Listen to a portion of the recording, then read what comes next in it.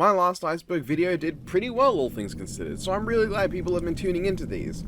It does give me a lot more motivation to continue through the endless list of missing women. This is part 2 of the 4th tier of the Unsolved Mysteries and Weird Things iceberg, linked in the description. We'll be covering everything that was covered in part 1, that's not how this works. We'll be covering everything after what was covered in part 1, which you can check out in the description along with the first 3 tiers, which were 4 videos. This video is being made for educational purposes, YouTube monetization system, so please be nice with the monetization. This is educational, hopefully. I did a lot of research. And of course, fair warning to you viewing, there will be disturbing content most likely, which, if you clicked on this not expecting that, you've done something wrong. But anyway, let's just get going, because big iceberg. Yay Video Games! Yay Video Games was a user on Reddit back in 2010. A post was made on r/gaming asking for favorite mods for Oblivion. One of the responses was by Yay Video Games, who said the immortal, immaculate words, "The uninstall button. The game is great and all that, but God, is it hard to fully remove all the junk it leaves behind on your system. You really need to check out that mod when the time comes to get rid of it. Otherwise, I think Oscuro's Oblivion overhaul is a nice start." To which they got the fitting response of, what? "The uninstall button. The game is great. Ubisoft goes Steamworks bye-bye. Always on DRM. But you oft go work, always on work DR. Check out the junk it leaves behind in you." This makes even less sense. So yeah, this sort of went back and forth for a bit, and whoa, okay, buddy. Holy shit. So, you can see how this is weird, right? What started off as a seemingly normal conversation went straight south when Yay Video Games seemed to go completely insane. I'm only showing you a small amount. Apparently there were 4,000 of these posts using the phrase Ubisoft goes Steamworks bye-bye always on DRM in various loadouts, I suppose. There were even hyperlinks to images in some of these messages, which is a bit suspicious. People looked into this and found that he was in some other subreddits being just as completely bonkers as here. Everything unraveled on the r/cleanliness Reddit, where VA Video Games was linked to multiple other users. I genuinely have no idea how to go over all this, so I'm going to just recommend the next pro video on this subject, because I got a headache trying to figure all this out. I also had a headache beforehand though, so that might be the cause too. Black Hole Information Paradox. The Black Hole Information Paradox is a result of combining the predictions of quantum mechanics and general relativity. In other words, it's confusing to anyone normal, and I'm going to have to try my best not only to understand it, but also explain it. So thanks to our good old friend Stephen Hawking, we have Hawking radiation. I say that as if he made it. Which is radiation emitted by isolated black holes. As you may know, black holes form through a physical process. Usually, if there's too much mass in one area, the gravity is so strong that it just sucks everything up, and not even light can escape. There are other ways it can form, like with too much energy in one area causing a Kugelblitz, but that's not important. Now, black holes shrink over time. Virtual particles, which are always in pairs, can be separated when one half is in a black hole's event horizon and the other half isn't. How does this work? Doesn't matter. All you need to know is that this means that over time, black holes will die.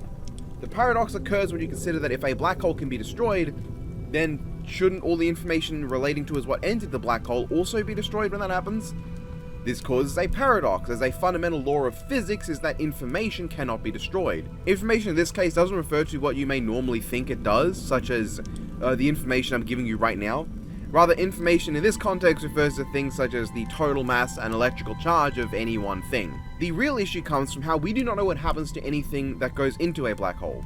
You may think it pops out the other side of like a white hole and assume that they're wormholes, which is one major proposed solution to the paradox, but we don't actually know for sure. If a black hole was not a wormhole and instead everything just stayed at the event horizon swishing about the place, then when it evaporates and nothing is left, that would constitute a destruction of information. But yes, as I said, there are proposed solutions. Scientists just don't necessarily agree on them because of course they don't, they're scientists, and this is all theoretical because we can't just go out and study a black hole in person, we would die. The two major solutions I found were wormholes, the idea that black holes spit everything they suck in out somewhere else, and applying the principle of holography of information, which I'm not even going to try to explain. Just know that the paradox is that if a black hole dies with stuff in it and that stuff dies too, that doesn't make any sense, and we don't know anything about what's going on there. Doomsday Stonehenge. Okay, that's a bit of an overdramatic name. Doomsday Stonehenge refers to the Georgia Guidestones, which have been referred to as America's Stonehenge. 6 5.8 meter tall granite slabs built in 1979 by the Elbert Granite Fishing Company on behalf of Robert C. Christian to rival the British Monument, which he explained would function as a compass, calendar, and a clock, and hilariously would be something that would resist catastrophic events, which is ironic now given that last year they were fucking obliterated in a bombing. This is being released in 2023 for anyone watching this in the future. The reason that this is here is that there are a lot of conspiracies about it. It was controversial before it was even unveiled, with some considering the construct occult in nature and satanic. It was defaced as the years went on as New World Order conspiracy blocks. They're big rocks, my guy. That's really it though. They were considered satanic monuments of the Antichrist and cornerstones of a hidden order of Satan worshipping cultists, but now they're fucking dead, so we don't need to worry about them. Also, I thought, because I went back to look over everything again after finishing the script, that's something I do, going back to make sure I got all my details right, and I found there was a little bit of a story left out in this bit. For you see, Robert C. Christian, the person who commissioned this place, that's actually a pseudonym for a yet unidentified builder. But, according to a documentary from 2015, a man identified as a banker involved in the construction was tricked into letting the makers have access to some bits of interesting paper that may have revealed the identity of the person responsible, Herbert Kirsten, a man who had written multiple papers in support of, when I say the group begins with Neo, and they have an unfortunate view on the color of people's skin, I think you can put it together. So the mystery is maybe solved, though we do have to trust the doco on that. And if that is the truth, then that makes some of the inscriptions on these stones, by the way, there are inscriptions on these stones, I didn't think that was terribly relevant until now, a bit more suspicious. Things that seem to support genocide and eugenics. So yeah, maybe it's a good thing that they're fucking dead. Not because of the dumbass conspiracy theories that say that the New World Order just decided to write their secret inscriptions on giant rock slabs that stand out as literal stone phalluses in the middle of nowhere, but because of their history. Oof moment. Azo Basso. I genuinely don't know if I'm pronouncing that right, but if you're at this point of the iceberg and haven't accepted that I don't know how to say things, that's on you. This refers to what is considered to be the last surviving Homo neanderthalis discovered in 1931 in Dades Valley. Locals claim that Azo lived in caves, ate raw meat, and was always naked, primitive, and of low intellect. Obviously, you can tell from the pictures, he wasn't naked here. They slapped bags on him so that he wasn't buck-ass naked when they took pictures of it. But you'll see that I have no way to say that he looked a bit unusual without coming across as incredibly racist for saying it. But at the time, people considered his abnormal appearance indicative of something, and came to the conclusion that he was a Neanderthal as his head was shaped a lot like Neanderthal skulls. Yeah, they sensationalized him as having been the last surviving Neanderthal, and the missing link between man and monkey. That sounds incredibly racist. So was he the last surviving Neanderthal? Well, no, he apparently had 2 daughters, so if he was a Neanderthalis, he wouldn't be the last one. But also, remember when I mentioned microcephaly in past entries on the iceberg? At least one, I think. Yeah, some believe that he was just suffering from that, which, given, he has the sunken skull indicative of it, yeah. I'll be honest, researching this one, I couldn't help but feel a stink going on. Like, this man was suffering from a physical condition and likely some form of developmental disability from what I've described, and so he was treated as exceptionally abnormal as a result and made a big stink of by tabloids. Lovely job, humanity. I am God 4chan. Sentences that go hard. So this is a thing on 4chan, obviously. Starting back in 2014, when on the paranormal board someone started a thread about paranormal activities, what a surprise, asking if there was a logical explanation or a spoopy one. The initial explanation was that the person, or more specifically their friend as the user themselves wasn't having issues, had accidentally downloaded malware onto their computer. However, then the user started posting images from their friend's computer. Theories began to arise as to what the images were, concluding that they were parts of a face with hidden messages to which translated through binary came out as God, and more messages later would come out to translate as I am God. Eventually the user's friend would pack their stuff up and go to their place, as they didn't feel safe. This here is a video they apparently took after seeing a light turn off on their way out. Did you see it? Bam! Look at that. What's that? A red figure, and what's the face? Oh! Not long after, other users in the thread would say they experienced some paranormal events too, and then BAM! Complete face of allegedly God. And that's it. That's the end of the story. It ends there. Now the questions obviously are, is it real? What is this? What happened? It's hard to say what the answer to any of that is, but this does come off a lot like just an ARG. But kind of a cool one, It's short, self-contained, doesn't go too wide. I just think the cryptic nature of all these hints and stuff does indicate it's an ARG, but for something from 4chan, surprisingly, I can respect it just a little. Agartha. Most famously known as the worst fucking thing Fate has put out since Prisma Ilia, Agartha is a legendary kingdom that supposedly exists in the inner surface of the Earth, and connected to multiple Hollow Earth theories. First attested to by Joseph Alexandre Saint-Viers Marquis d'Arverdre. I kidnapped a French man to help me pronounce that, and it did not work. In 1886, and apparently of interest to World War I German occult groups, Agartha is often associated with Shambhala, a Tibetan Buddhist world of spiritualism in which the Asuras live. But that's dumb. There's no connection between them beyond the vague idea of a subterranean world. There's not much to say. It's a supposed subterranean kingdom that may or may not exist. Probably not, but would you be terribly surprised if one day in Tibet we found remains of an ancient kingdom buried in the dirt? Might not be exactly what Agartha refers to, but it wouldn't be completely out of question that some ancient place in Tibet got covered in dirt with a landslide or something. Rebecca Berger. I'm gonna have to ask you to refrain from laughing because I know some people absolutely will laugh at what I'm about to say. It's not funny. Rebecca Berger was a fitness blogger who died from a whipped cream dispenser. Apparently it exploded while she was using it and it hit her in the chest and she suffered a fatal heart attack and unfortunately passed as a result in 2017. It's a tragic case of a woman who suffered an unfortunate and unusual death.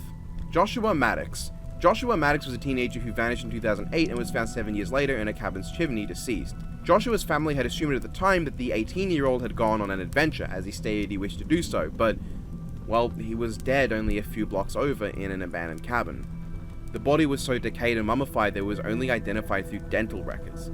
The mystery of the boy in the chimney is obviously how he ended up there. Was it an accident or was there foul play?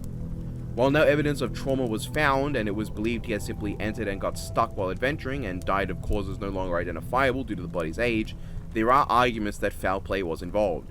Joshua was found almost entirely naked, and there was a rebar cage on top of the chimney apparently that would have been made it difficult to get in there. All of his clothes were found inside the cabin, meaning he already had access to the interior as well without needing to break in.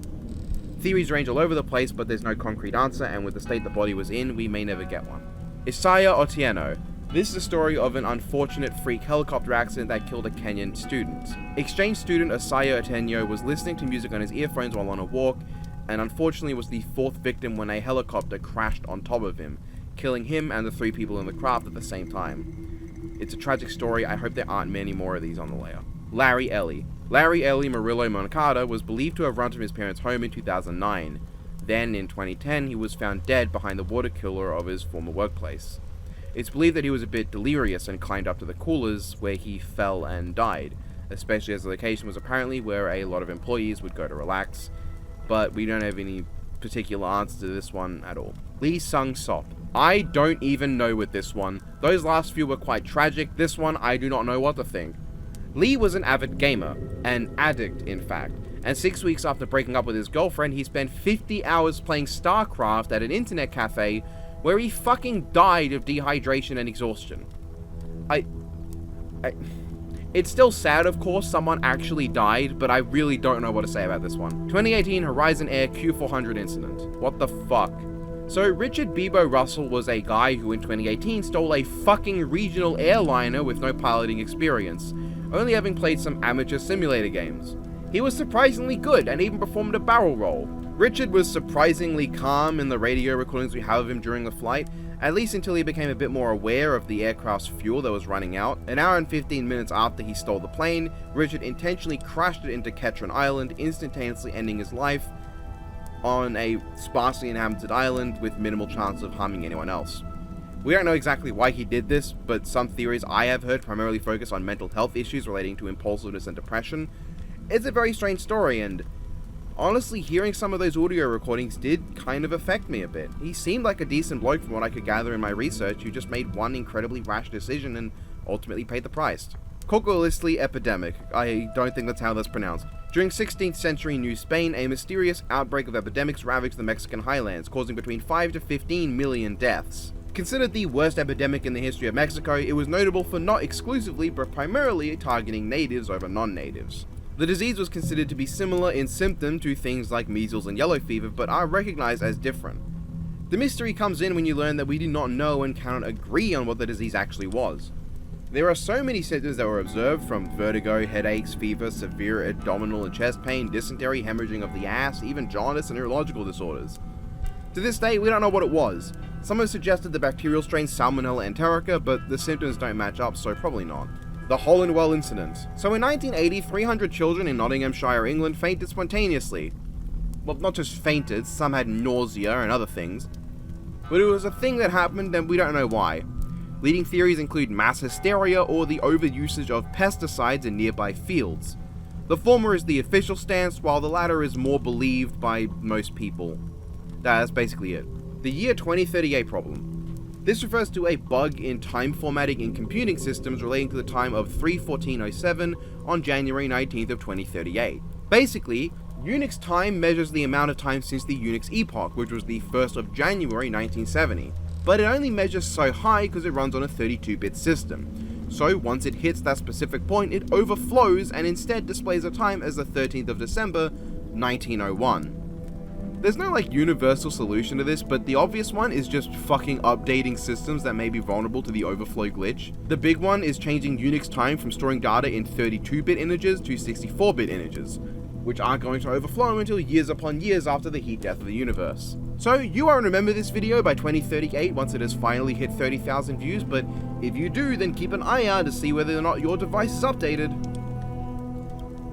If you're in 2038 and you're watching this and your device is not updated and it's rolled back to 1901, please tell me, I would love to hear it. Devil's Tower. The Devil's Tower is a big-ass monolith made of igneous rock located in western Wyoming that's over 260 meters tall. According to Lakota and Kiowa belief, a group of girls were being chased by giant bears and were saved when they prayed to the Great Spirit for salvation, to which this massive rock rose from the ground to the heavens. Well, as saved as you can get when upon reaching the heavens they were turned into stars. This is however only one version of the story. There are multiple others from multiple different Native American cultures, all of which seem to involve bears and the creator god of their belief, which bears is because of the claw marks on the rock. You may be wondering then, why is it called Devil's Tower when all the stories painted in a unanimously good light? Well, that's because in Native American culture their names for it are along the lines of Bear Rock or Home of the Bear. It was only when, surprise surprise, an outsider showed up and misheard the name as meaning Bad God's Tower, and then bam, they called it Devil's Tower and no one's been willing to rename it. Uluru moment. Devil's Hole. Devil's Hole is a geological formation in Death Valley National Park, a geothermal pool within a limestone cavern where water is at a constant temperature of 33 degrees Celsius. It is the only natural known habitat of the Devil's Hole pupfish, a critically endangered species of fish considered the rarest in the world with a population of only 263. As of being exposed to the outside world, it's believed that their declining population since the 1990s is a result of non-indigenous diving beetles invasively entering their habitat and consuming their eggs. There is not much more to say about Devil's Hole. It's a hole in the ground with a lot of really warm water and fish. Devil's Kettle. In Judge C.R. Magny State Park in Minnesota, there's a particularly unusual waterfall on the Brule River, nicknamed the Devil's Kettle. It's particularly unusual because people often throw things into the water but don't see those things ever resurface downstream. Some have stated a car went down it once, but that's probably bullshit. For decades there was no explanation, but today we believe it's most likely the stream just goes back into the Brule River, and that the heavy currents in the plunge pool just keep stuff thrown in submerged for so long that they get pulverized over time. But when is it going to meet Devil's Pot? John Lawson House. Oh my god, that is not okay. So north of New York City is a house, right?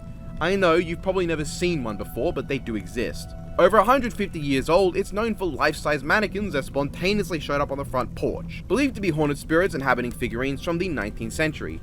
Basically, legends go that these kept showing up randomly, and people played around with them too. Connected to this house are two tragedies that happened within 6 years of the construction of the house.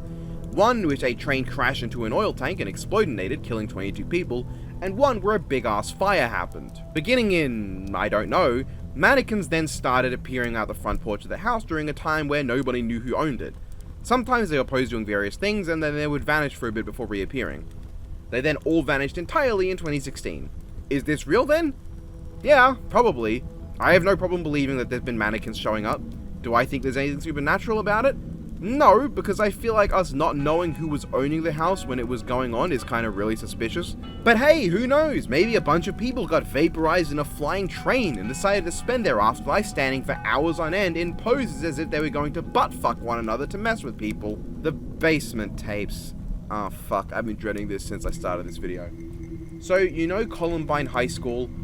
You probably know what happened there. In December of 1999, a Time magazine reporter was given access to 5 videotapes that were discovered of the 2 bastards responsible, outlining motives, a list of victims they intended to hit, and other things. The reporter reported, and families of the deceased victims were less than happy that they were not given access or even knowledge of these tapes, but this random reporter was. In 2003, 15 minutes of footage of the 2 firing guns at a range was released, and the year after, a short film entitled Hitmen for Hire as well. These 2 were believed to be and later confirmed as 2 of the tapes, but the other 3 have thankfully never been released publicly, as those with access worried that they would inspire some messed up youths to reenact the event. We have public transcripts of them, but not the tapes themselves, making them lost media, and they should stay that way. Hill of Crosses. This is a hill full of crosses that have been stuck into the ground in Lithuania. We don't know why this came to be, but it's believed to have been begun after the 1831 November uprising. The location overall has come to be seen as a signification of the peaceful endurance of the Lithuanian people. It's a place for peace, prayer. Pope John Paul II declared it a land of hope and love and sacrifice. Look, the name of the place describes it so well that I don't know where to go with it. Sailormouth Uncensored version. Great, now I gotta talk about this fucking yellow square freak. So Sailormouth I've known about for a while now. It's an episode where characters swear in SpongeBob SquarePants, but the swearing is censored. Naturally, people began to wonder if there was an uncensored one, and it has been confirmed that there is an uncensored version, but we'll likely never see it, or at least not for a long time, thus it's lost media. And yeah, it was confirmed by Roger Bumpus in Comic-Con 2021, with Tom Kenny backing it up as well. Robert Hornbeck. Robert Hornbeck was a 23-year-old Fort Benning soldier who went missing for 12 days, last seen on April 16, 2006. He was later found deceased in an air conditioner after being struck by a large spinning blower wheel that severed his arm, leading him to bleed to death. We don't know how he got there. It's generally agreed upon that he was heavily intoxicated after the night of drinking. We don't know why he was there. Sea Peoples. Oh, okay, the Sea Peoples are awesome. These people are a hypothetical confederation of sea-faring people who attacked ancient Egypt and the Mediterranean during the late Bronze Age up to the collapse. This concept was first proposed by Emmanuel Desroches in 1855 in his note on some hieroglyphic text recently published by Mr. Green. They are mentioned when discussing the battles of Ramses III, as described on the second of the Medinet Habu pylons. He referred to them as Peuples de la Mer, meaning people of the sea, at least if you pronounced it correctly. Emmanuel would become chair of Egyptology at the Collège de France, and was succeeded by Gaston Maspero, a fact that is far more exciting before I said his last name. Gaston built upon the people of the sea and published The Struggles of the Nations, describing the theory of seaborne migrations in detail, which was widely accepted up until the early 1990s. This whole narrative of people of the seas derives from 7 ancient Egyptian sources, relating to 9 groups of peoples, though not all of them are explicitly referred to as of the seas in their sources. These people that have been conflated as part of the Sea Peoples include the Weshesh and the Ekwesh, both found in documents pertaining to Ramesses III. The Weshesh apparently were camped in Amuru and Ramses just fucking steamrolled them, and the Ekwesh also existed. I put them together because they were both believed to refer to the Achaean Greeks, though there are theories of Weshesh being other peoples. The Denyen are also believed to refer to Greeks, but Danans instead. They are associated as raiders who attacked Egypt in 1207 in alliance with the Libyans. 1207 BC. Not like 1207 modern time. Then there's the Luca from a historical region in southwestern Anatolia, believed to be connected to the Lycians. Then there were the Peliset, believed to be the Philistines, the Shekelesh, believed to be the Sicels, and the Sherdun, Teresh, and Jekka. You may have noticed with the ones I talked more about, before I realized how repetitive it would have been if I talked about all of them, that these aren't all one people. These are all different groups from different times, referred to as Sea People, likely because the Egyptians just recognized them as people who arrived via the sea. They were almost certainly not a single confederation of peoples, and likely were not invading Egypt together as proposed by some. We may never know exactly for a fact what each group of the referred to Sea People may have been based on, but we have ideas and it's a really cool topic. Lady of the Dunes. Oh great, time for some more dead people. The Lady of the Dunes was a formerly unidentified corpse with no hands found on a Massachusetts beach. On July 1974, a 12-year-old girl followed a dog until she found a decomposing corpse yards away from a road. The body was found lying face down on half a beach blanket with minimal signs of struggle or trauma. She was found with a blue bandana and some jeans under her head, and was determined to have been 5'6" with an athletic build, with both hands and one whole forearm missing. The body was nearly decapitated, with one side of her head crushed and with signs of post-mortem sexual assault. The investigation went on for so long that it only got solved in August of 2023, which as of this video coming out is like 2 months ago. The identity of the woman was found in 2022 to be Ruth Marie Terry through investigative genealogy. August this year, however, her killer was named as Guy Moldovan, her own husband and prime suspect in 2 other murder cases. Truly a great time this iceberg can be. East Bay Walls. Throughout the hills surrounding San Francisco Bay Area, you can find a ton of just tiny walls. They're all about 1 meter high and wide and built with mortar, though they can vary in width, reaching to half a mile at points. The materials used range from the size of basketballs to 1-ton boulders.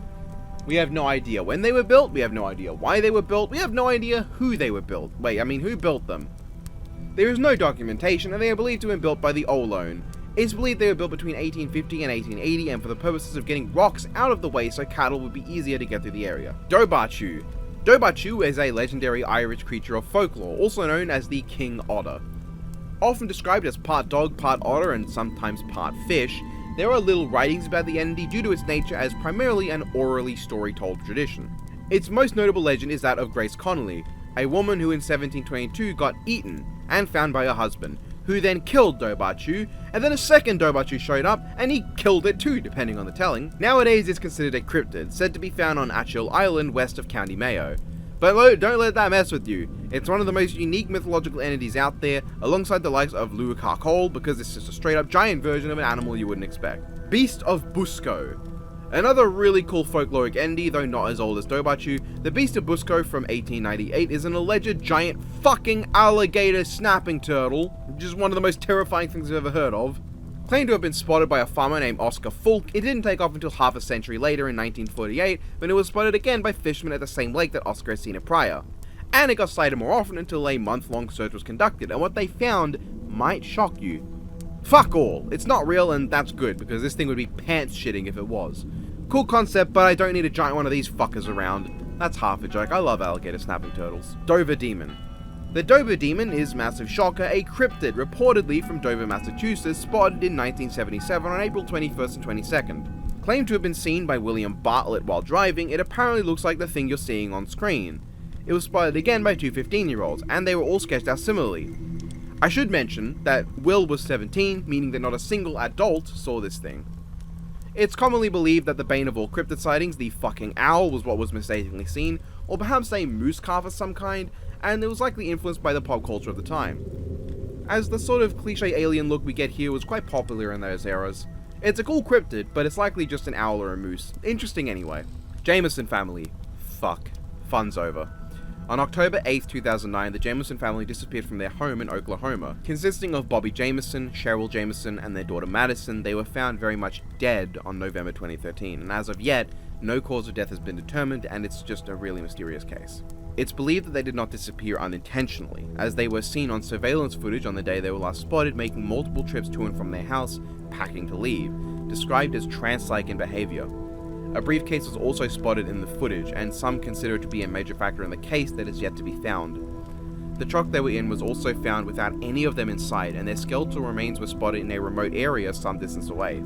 Theories about the death include that they faked it and are in witness protection, that they were murdered by someone else, they were murdered by themselves. We don't know, and we have little to go off of. It's a weird case. Cindy James. Cindy James was a nurse from Richmond, Columbia, who disappeared in 1989. 2 weeks later, her body was found in the yard of an abandoned house, hog-tied and with a stocking wrapped around her throat. Her cause of death was an overdose of morphine and a few other drugs, which may make you think this is a simple case of an accidental overdose, but as I said, she was hog-tied in a yard, which is compounded by the fact that for years prior to the event, she had made several calls to police about being the victim of stalking, vandalism, and home invasions. Now, her death and allegations are of great dispute. Police have stated that they could not find any evidence of her claims and believed her demise to be a staged and self-inflicted one, while her family argued that she had been preyed upon and murdered. This led to a coroner's inquest that led to the conclusion that they had no fucking idea who was right or not. The case is currently closed with no solid actual conclusion one way or the other as to why she vanished, what happened to her, how she came back, if there was any foul play involved in the death. Dropa Stones. The Dropa Stones, which is not spelled that way, are supposedly 12,000-year-old discs, 716 of which were allegedly found to exist and located in China. This is seen as proof of extraterrestrial visits to Earth in our past, found alongside apparently dwarf-like skeletons. Supposedly discovered in 1938 during an expedition to a cave on the border of China and Tibet, the alleged professor declared the supposed cave to have been artificially carved and a graveyard for aliens, with rows of graves apparently found. These discs, the stones, they were found in there with the corpses and graves. They apparently eventually ended up in the hands of Professor Name Doesn't Matter because he probably doesn't exist. A whole lot of claims with no proof follows, with a Russian and an Austrian both having seen and studied them, and we have no proof they did that. Any images you see online are actually Han Dynasty Chinese discs made of jade used to bury alongside the dead as a sort of religious practice. This here, that's not a Dropa stone, that's a Chinese disc. We don't know where this supposed cave is, who these supposed people are, where these supposed discs are, where these supposed skeletons are, or where all this supposed research went. It's a load of bullshit! Until we get some evidence to support it. Will we? Maybe. While I doubt the story itself, the production of 12,000-year-old discs carved by primitive humans is not impossible. Lake Winnipesaukee Mystery Stone. I don't even care that I pronounced that wrong. This rock is an alleged Upart, or out-of-place artifact, which refers to relics or mechanisms or just things carved in funny ways that are found in places that don't make sense, such as in the wrong time period to our knowledge or in locations that didn't develop certain things at the time. The stone is shaped like an egg and has a face on it. Lovely. It's the fucking Crimson Bailet. Multiple other carvings are on it, and it was believed initially to commemorate a peace treaty between three tribes, or perhaps it was a Thunderstone used to evolve ancient Pikachus. However, analysis in 1994 suggested that the holes had the appearance of being created through the usage of modern-day power tools, and scratches were found suggesting repeated placement and removal from a metal shaft. That's really about it. We don't exactly know how old it is or its origins, but it's likely this is just a prank. The Woman of Lem. The Woman of Lem is not a mysterious murder case, as some might assume. It's actually very interesting, and not something we've seen endlessly on this depressing staircase of an iceberg. I said that as if murder cases that are mysterious are not interesting. That came off a bit disrespectful for the people who died. That's not how I meant it. This statue allegedly comes from 3500 BCE and is carved from pure limestone. It is believed to be a fertility goddess representation, but also a harbinger of death. Since 1878, where it was first uncovered, 4 families have allegedly had ownership of this statue, and all of them fucking died. Apparently, even the museum curator who handled the statue when placing it in his current museum home died too. Is there any curse to this?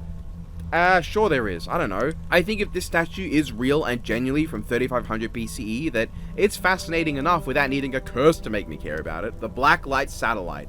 The Black Light Satellite is maybe one of my favorite conspiracy theories of all time, because I mean, look at it. I can see why someone on first glance, maybe even second, third, or multiple on glances would think something's up with this thing. This looks surreal and unnatural. It's like something you see out of a science fiction movie about first contact with aliens. The theory goes that NASA is hiding the existence of an extraterrestrial spacecraft within Earth's polar orbit, based on this photo taken during the STS-88 mission. It's believed that this thing has been in orbit for 13,000 years, and its intentions are shrouded in mystery. Now, not only do I think the theory is kinda cool and the picture is really cool, but the explanations and origins of the theory are also interesting. You see, it's believed that the conspiracy theory I'm dying. You see, it's believed that the conspiracy theory originates from multiple wholly unrelated sources and stories jumbled together. A combination of a 1954 newspaper article about 2 satellites orbiting Earth before humanity could put satellites up there, which was apparently meant as an advertisement for a book, the British Black Knight rocket and Blue Streak missile program launched between 1958 to 1965, a 1960s Time magazine report about a dark object in orbit, a 1973 Scottish author's analysis on radio echoes speculating that they originate 13,000 years ago from an alien probe orbiting the moon, which was later retracted by the author, and of course this image taken in 1998, and more stories even beyond those. Likely, this image is of a thermal blanket that has been confirmed to have been lost sometime in the past. But the angle and positioning of the shot truly make it look otherworldly, and even if this conspiracy theory is a bunch of nonsense, I think it's really freaking cool, and honestly, I really love it. Hey, maybe it's true and NASA is indeed hiding an extraterrestrial satellite, but if they are, it's probably not this. And it's also probably a rock from extraterrestrial space orbiting the planet, but you know. The Mantell Incident. The Mantell UFO incident occurred in 1948 when Captain Thomas F. Mantell died in a crash flying a P-51 Mustang near Kentucky. This event is notable because he was allegedly tracking a UFO of some kind. His plane crashed as a result of ascending higher than was safe, causing him to black out from a loss of oxygen, leading to a downward spiral and crash. This event is considered one of the big ones that imprinted UFO culture into the minds of the public at the time, as considered by Captain Edward J. Ruppelt, alongside the Gorman dogfight and Charles Weirded encounter. This one in particular led to a dramatic shift in UFO sighting treatment, from funny haha silly to more dramatic, due to the actual death of a person involved, leading to the idea of potential danger from extraterrestrials becoming more prevalent. The incident reported that the unidentified flying object was circular, around 300 feet in diameter, and it was visible until about 30 minutes after the crash, whereupon it seemingly vanished. Initially, some believed the hilarious theory that Mantell's death occurred because he was trying to fly to Venus, but that's stupid. Likely he really did die chasing a UFO, but do remember that UFO doesn't necessarily mean alien, as it's widely believed that the object he was chasing was a United States Navy Skyhawk balloon, with an astronomer quoted as having saying when he viewed the object that it appeared pear-shaped and like a balloon with cables. The project of which these Skyhawk balloons originate was a secret at the time, and were a similar size to the unidentified object. They were reflective and metallic like one would imagine an alien spacecraft, and due to being secret projects, nobody who saw them, including Mantell, could have been able to identify what they are. Ergo, it was quite literally an unidentified, at least by Mantell and those he was in communication with, object that was in flight. Now, arguers against this theory believe that it has no weight due to the actual balloon itself, the individual one, never having been identified, though I can imagine that some might not have wanted to admit that the balloon they are in charge of led to someone's death. Lubbock Lights. Great, now I'm thinking of one of the best characters in the Can't Make a Kill, which is kind of like being the best tasting pile of dog shit in the yard. But this has nothing to do with him. Rather, this took place many years prior than that franchise existing. Back in 1951, on the 25th of August, a handful of scientists having a drink in Texas witnessed a V-shaped formation of between 15 and 13 blue-green lights passing overhead. It's more than 15 and 13, what am I saying? They would appear again an hour later in a more haphazard formation, and that was it. Now, remember Captain Ruppelt from the last section? Well, he's important to this too. He flew into Lubbock to investigate, which took him 2 weeks, and during that time, there were hundreds of more sightings. The Texas scientists also did their own investigation while they were waiting too, observing the lights 12 more times and measuring all sorts of stuff about them. There were even pictures, which, that's what's on screen right now, isn't it? Do I need to explain what the mystery is with this one? A big investigation went down as what's part of the rather famous Project Blue Book, a 1952 to 1969 study of extraterrestrial UFOs from the United States Air Force. Interestingly enough, it was found that the majority of witnesses only saw the lights after reading about the Texans seeing them in the local newspaper, leading to the possibility of them only seeing what they wanted to see, whether they were actually the lights the scientists saw as well, or if there was anything from a bunch of birds reflecting light from below and that was close enough. That said though, even if hundreds of other sightings are disregarded as a result of confirmation bias, there's still the question of what the people who first saw it saw, and we don't know. There's no real explanation for all things as of now. It may have been aliens, it may have been some big ass birds reflecting light, it may have been some top secret government flying vehicle whatever thing they spotted during a test run. Ruppelt himself wrote that he was convinced what they were, neither birds nor alien spacecraft, but rather a natural phenomenon, but he never divulged what it was because the scientist who gave him the idea and convinced him wanted complete autonomy, meaning he couldn't give any explanation. Me personally? I don't know, don't ask me. Anna Baker's wedding dress.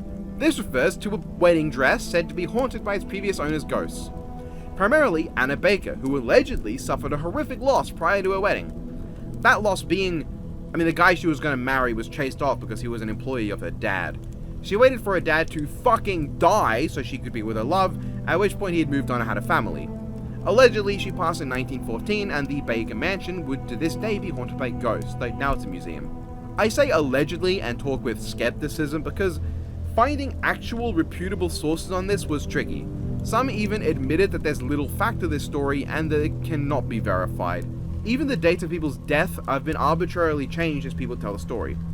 What verifiable evidence we have of the real Anna Baker's life would go against the story, as while she did undergo a heartbreak, it wasn't with her dad's worker, but rather with her best friend's cousin, who passed away of an illness and Anna wasn't able to go to see him in time before he was gone. No evidence suggests she had a partner after the guy's death. That might make you think, why'd she have a wedding dress?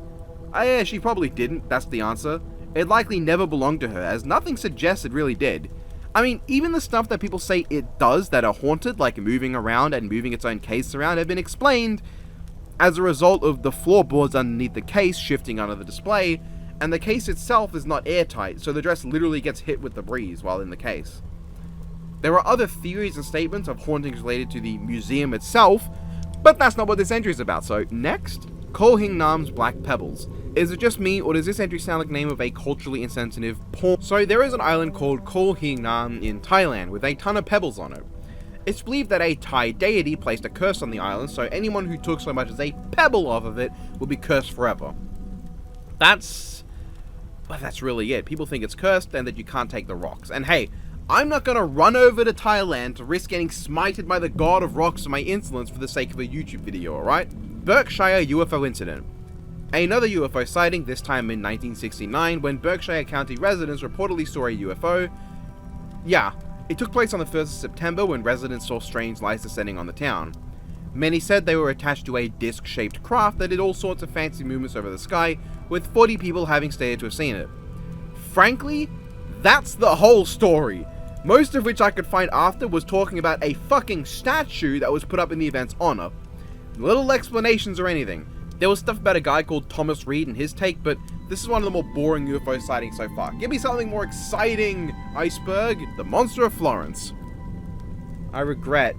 Between 1968 and 1985, 16 people were murdered by a yet unidentified serial killer within the Italian region of Tuscany. Often apparently targeting couples during sexual activities, he used a Beretta pistol to claim the lives of 8 couples, and while there have been suspects and even some people convicted, we do not know the identity of the actual killer. While I could go over each individual couple that were murdered, I don't think anyone really wants something that genuinely depressing, but they do all share the trend of having been couples who were shot, or shot as well as stabbed to death between 1968 and 1985 as stated a moment ago. It wasn't immediately known that the murders were connected. That only came about around 1974 with the 3rd set of victims, where ballistic tests confirmed that the same gun had been used for the then 6 victims. Initially, Stefano Mel was convicted of the initial murder of the first 2 victims. He had even confessed to the murder, but his story was later found to be inconsistent and he was locked up during the usage of the gun to kill the later victims, which would not have been possible. Eventually, a new suspect was found through computer analysis, Pietro Pasciani, who was convicted of horrific acts with his 2 daughters that do not need to be said out loud in this video, and later convicted in 1994 of being the Monster of Florence. However, this is considered a highly controversial conviction, and many consider the evidence of his connection to the murders very weak, and thus, that the killings are still unsolved. In 2001, it was suggested that the murders were connected to occult activities, and in 2017, there was even a believed connection made between the Monster of Florence and the infamous Zodiac Killer. And a man named Giuseppe Bellavica was accused, though the case against him was closed in 2021 due to lack of evidence. Naturally, not a group to respect the death of 16 people, many have made books and media glorifying the murders for money, which is lovely. Some have argued that sloppy police work and missing evidence has led to the unsolved nature of the crime, and the wrong people being convicted and sentenced to serve time for crimes they did not commit. This case is kind of huge, and I definitely couldn't come close to covering everything here, but frankly it's kind of saddening, and I'm not here making this video to make myself more depressed than I already am. Cleveland Torso Murderer. Never mind then. Also known as the Mad Butcher of Kingsbury Run, this is another unidentified serial killer, this time from Cleveland, Ohio, and during the 1930s. 13 known victims were dismembered and had their remains disposed of in the neighborhood of Kingsbury Run, from which most of the victims even originated. Naturally, an investigation went down over this, led by the apparently famous Elliot Ness. While we know of 12 to 13 confirmed murderers, that's not right. While we know of 12 to 13 confirmed murders, it has been suggested that there may have been up to 20 plus victims, but most of them have gone unidentified. Often the victims have been drifters who just happened upon the killer most likely. All victims were found beheaded and dismembered, which is just as horrifying as you're imagining. Known victims include Edward Andrassy, the first found victim, Florence Genevieve Polillo, the 3rd found victim, and potentially the 8th found victim was at one point identified as Rose Wallace. However, Wallace had vanished 10 months earlier, while the body was found to have been dead for over a year, so it likely wasn't her. And while never identified, the 2nd John Doe in the case has been nicknamed the Tattoo Man due to the presence of 6 tattoos on his body. Along with the 4 Jane Does and 6 John Does that have been linked, a few other possible murders have been connected to the Cleveland torso murderer. One was found in almost the exact same location as the first Jane Doe, in pieces with her head never having been found, nicknamed the Lady of the Lake. Another was Robert Robinson, who had all the identifying hallmarks to match the profile of the killer's victims, though was treated as a separate case by detectives at the time. 9 people between 1921 and 1942, victims of what was dubbed the Murder Swamp Killings, have also been identified as possibly connected due to sharing many similarities as well. And of course, the Black Dahlia has been suggested as something connected, but lack of a decapitation and the time frame do not match up. Despite multiple suspects, we do not know for certain who the killer was. Some even speculate that there may have been multiple killers. We probably will never know due to the age of the case, unless some new advancement in technology comes out that helps us solve it. New England's Dark Day. May 19th, 1780, the daytime sky in New England, you know that? BAM! Dark! That's what happened. Basically, from Portland, Maine to New Jersey, the sky went dark all the way from that to the middle of the night the following day. It's believed to have been a combination of forest fire, smoke, dense fog, and clouds. But man, does it sound insane. Imagine if that happened today, it'd be wild. Oh, and some also thought it was the work of God or something, which, you know, was the 1700s, that's not surprising. The Pauly effect. This is the supposed effect wherein technology will critically fail in the presence of certain people. Named after Wolfgang Pauli and based on anecdotal stories about him wherein technical problems would only ever occur when he was around, and Wolfgang himself thought it was a real thing too, it's probably not. It's likely the result of confirmation bias, where people looking to prove that someone is suffering from the Pauly effect will only look at evidence that supports their claim. But hey, it's kind of funny and apparently even got referenced in an episode of Yu-Gi-Oh! Levelland UFO case. Last one for the day, this one occurred in November 1957 on the highways around Levelland, Texas, humorously just west of Lubbock. Considered one of the most impressive UFO cases of all time, a blue flash of light was seen by 2 truck drivers after their truck died. Sounding like thunder and passing over their truck at high speeds, the apparently egg-shaped object passed many vehicles, all of which stopped functioning as it approached.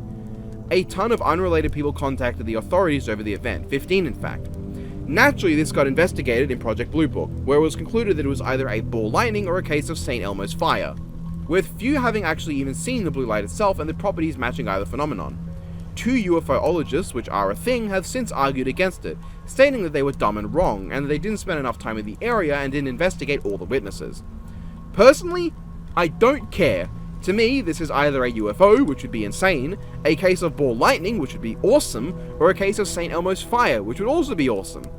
It's basically a W no matter what to me. It is a neat case, and it would have been better if the investigators actually spent more time around the area and investigated all the subjects, but they were also significantly more unbiased than the UFOologists investigating the same thing, so whatever. Fort Worth Missing Trio.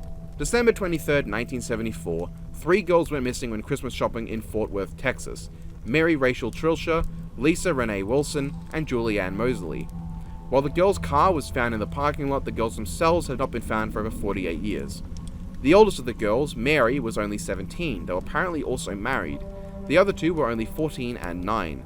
They were known to have been at their car at least past 6 PM, having even left their purchased Christmas gifts in it, but where they went after is not known. After they vanished, Mary's husband received a letter apparently from her, though the legitimacy of the letter is still inconclusive, for many reasons such as the way it was written and the misspelling of her own name. The girl's parents apparently doubt its legitimacy as well for good reason, and don't believe the girls just ran away as the letter states they did. Unwilling to accept the letter, the families continued their search. In 1975, a man claimed to be an acquaintance of them and alleged to see them in a record store along with another man, and there have been other claims and sightings that apparently they were near a security guard. Further that year, the families hired a private detective because they were just not having it with the police investigation. Alas, the detective accomplished nothing and died of a drug overdose, apparently ordering all files in the case be destroyed. Despite multiple sets of 3 remains of people being found over time, none of them have been linked back to the girls. Even 2 cars were found in a lake that were potentially connected as far back as only 5 years ago, but unfortunately we've gotten no results yet. And the case remains cold. Paris Catacombs Mystery Man. This has got to be a joke, right? I mean, the fact that this is so low, this is internet urban legend right here. I explained what the Paris Catacombs were in an earlier part. You can check that out if you want. I might have even explained this entire entry as well, now that I think about it. But, yeah, we're going to go through it again. Let's talk about this footage. Allegedly found by cataphiles, people who map out these mysterious catacombs, this footage was given to Francis Friedland, a freelance photographer who loves to shoot people. The footage allegedly shows a minute and a half of a guy walking around the Paris catacombs, taking shots of certain places and bones, and then randomly beginning to run faster and faster, breathing more heavily until he drops his camera and runs into the darkness. Eerie stuff. In an episode of Sci-Fi's Scariest Places on Earth, Francis Friedland discusses and analyzes the footage, and illegally enters the catacombs searching for the man. This episode is a little bit hard to watch, not because it's scary, but because the attempts to be scary and the over-editing are very cringeworthy and make me want to die. The actual parts with Francis are good though. We see Francis and his team go through the catacombs down to 100 plus feet underground, and even down to 297 feet apparently. The search lasted 12 hours, but was unable to find the mystery man, though they did find certain hallmarks denoting where the man was based on his footage. They eventually gave up, and Francis admitted that, yeah, they probably would never find him. Unfortunately, this is where I have to butt my nose in and go, but is it real? Because there's some really sketchy elements about this whole legend. First off, let's talk about the footage itself. While it seems fine, not once do we hear the voice of the person filming the video. We hear them breathing, but we don't hear their voice. And secondly, we also don't see the camera drop. One moment it's being held up, the next, a transition leads to it just being on the ground, and the person runs into the darkness. Thirdly, why? Why would you run into the darkness? He had no other sources of light as far as we can tell. Are we led to believe that we don't see them come back at any point? This camera went on till it ran out of battery and they never came back? I know it's hard to navigate the catacombs, but you think at some point they would have seen the light, right? It's possible they went too deep to go back, but how?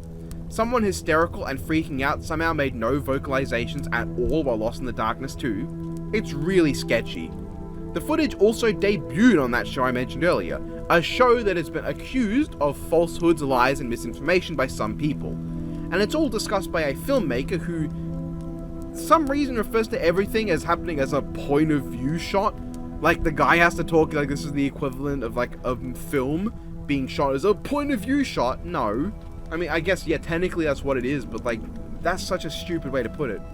There's no evidence to back up this story, such as ever identifying who the cataphiles who found the footage are, or anything to suggest this footage was actually brought to the police like it should have been. No, it first debuted on a sensationalizing sci-fi television show. That's a bit suspicious. There's a lot sketchy to this legend that makes me think there's a good chance this video footage is faked, and was forged for the purposes of the episode. Now, of course, I cannot confirm that, it's just a suspicion, and it's genuinely possible this is real and that this was even brought to the police, but the filmmaker somehow got them to never reveal its existence until their episode was released. It's all possible, but let's say I'm skeptical. What I'm not skeptical is that it is completely plausible that there have been people who disappeared in those catacombs in the last few decades. I can't confirm that, but it's very possible that there are people who went into those catacombs, got lost, and died.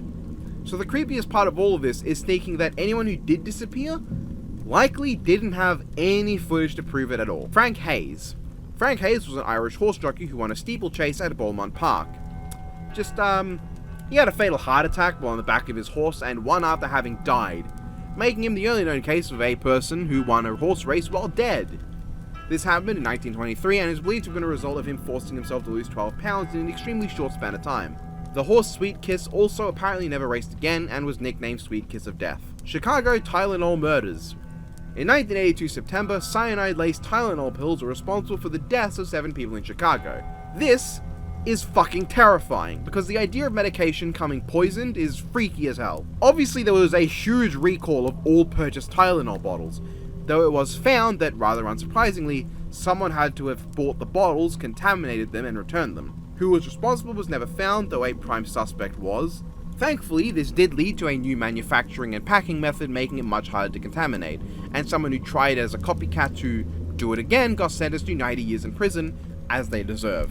Dorothy Jane Scott. Dorothy was an American woman who went missing in May of 1980.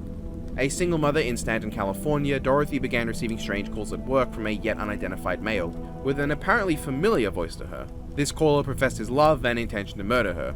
After calls, which even went as far as the killer saying that he intended to cut her up into bits so nobody could find her, she purchased a handgun and even began taking karate lessons.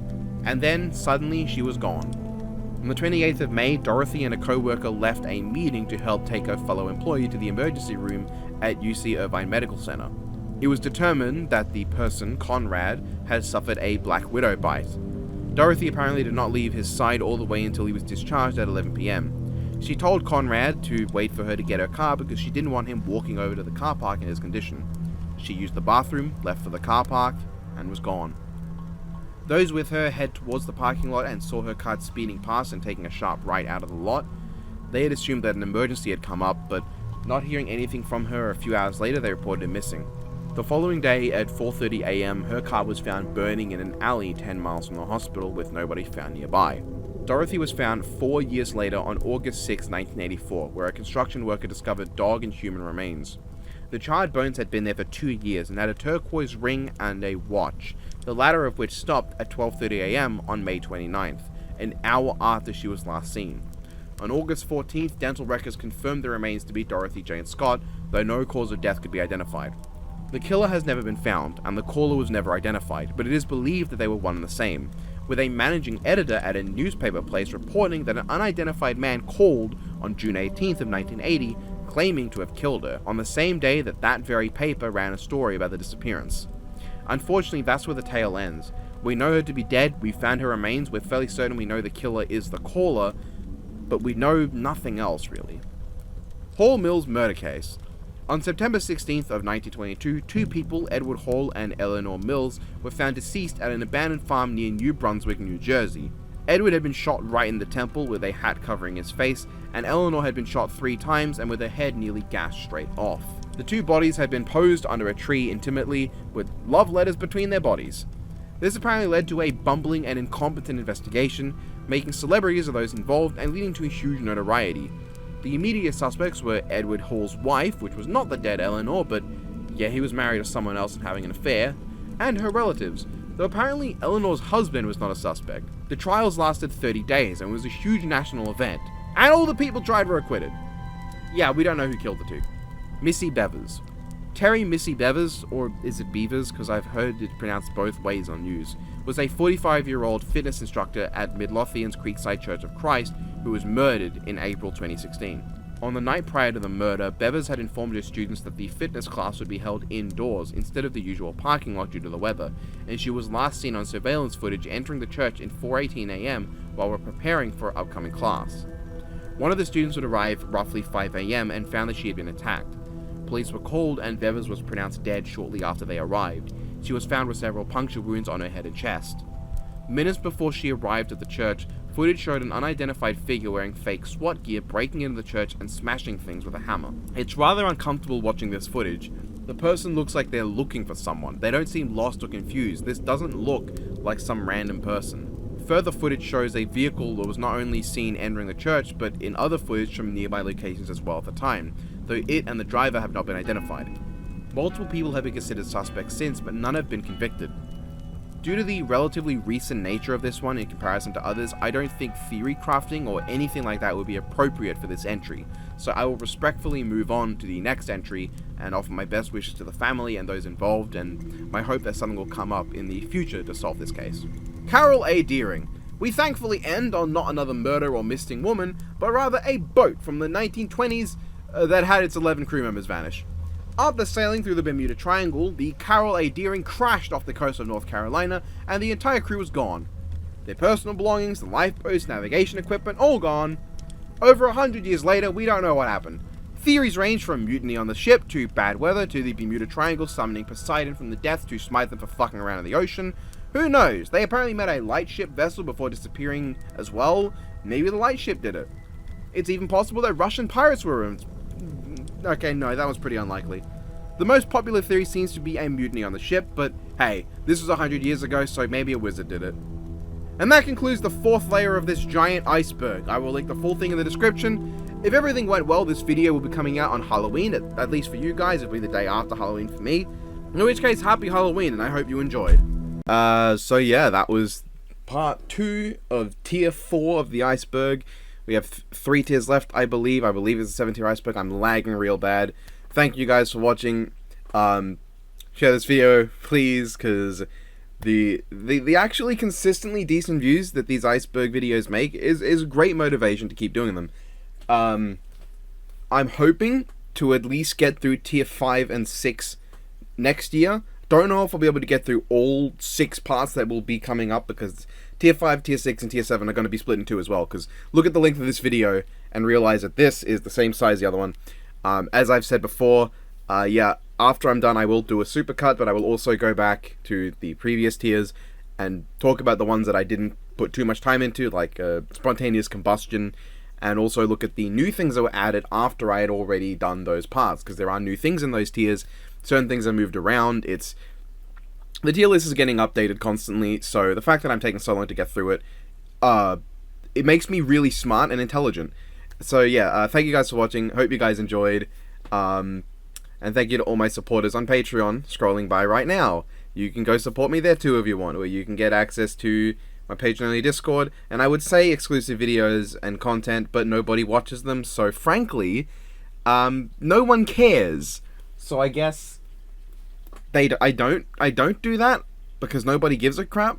But hey, that it was meant to be. But you know, who knows? The fact that people support me despite not really caring about the stuff that goes on there means a lot. It does mean a lot, to an extent, yeah. But you can, on that Discord, make me say stupid things. What I've not told the people that I've asked to give me things to say is that my plan is to do all the quotes I got, unless specified for a specific voice. I plan to do them all in the voice that I did the Yay Video Games thing. So the Ubisoft Go Steamworks bye bye voice. So let's just see whether anything they've given me will actually be funny when read out in a stupid sounding voice. I have to actually open it up. I've not got it open right now because I am, as stated before, an absolute frickin' genius. And hopefully this video doesn't get hit with the good old demonetization. But, you know, how about you tell us the best joke you know? No. Why is it called iceberg when of in the cold berg, ice out of berg the ice, You name your favorite bear man. I don't know any bear men. My favorite species of bear is the polar bear, which is a fairly normal choice. I just really like the color of the fur. It looks really unique amongst bears. You don't really see white bears outside of polar bears and panda bears. And I like pandas. I kind of have to, via the fact that I'm Chinese. But pandas, I don't know, they're kind of boring in a lot of... They're interesting in the sense that they are completely unadapted for life. They're probably... If humans didn't get involved, they were probably heading down the road of extinction because they're really not suited to exist. Kind of like koalas, but koalas aren't bears. So, love the polar bear, love the sloth bear, love the sun bear. I think the sun bear looks really nice. I like most bears. Bears are great, but I wouldn't want to be near one. It's Nemming time! It's Nem or nothing. Dear Mario, do not come to the castle. I've baked an absolute dog shit cake. Just completely fucked it up. I'm so sorry. Bitches and whores! Mati, your mother, I wish her a happy birthday! Late as it will be by the time this video is out, for these messages are roughly a week before this video arrives. So, week late happy birthday! Why did so many people give me fucking Frieza versus Megatron quotes earlier? Did anyone actually expect me to do that? Did you guys not know anything about what's been going on? There is one thing here that was... The voice was specified. I guess the Peach one is specified. I should have done it in the Peach voice. So, I don't know. Dear Mario, do not come to the castle. I've baked an absolute dog shit cake. Just completely fucked it up. I'm so sorry. Yeah, you expect this voice to be able to turn into a Princess Peach voice? But there is one that I've saved for last. Okay. Mr. Fortnite, you have solved my cool temple puzzle. My awesome smaller son will now hit the griddy just for you. Autobots, transform and hit the griddy! I know that's not in Fortnite. He doesn't say that in Fortnite, but he should have. Transformers is canon to Fortnite. Like, it's in the campaign. I don't know how to feel about that. I will say, though, Studio Series Gamer Edition Voyager Class Battle Bus. Do it. The battle bus design for the Transformer, I think, looks fantastic. Way better than any of the others that aren't like directly taken from like the movies. That Megatron design is so ugly, and that Bumblebee is so nothing. The battle bus looks peak. Anyway, yeah, that was that. Hope you guys enjoyed. Have a good one, everybody. I'll see you next month, which has already started for me.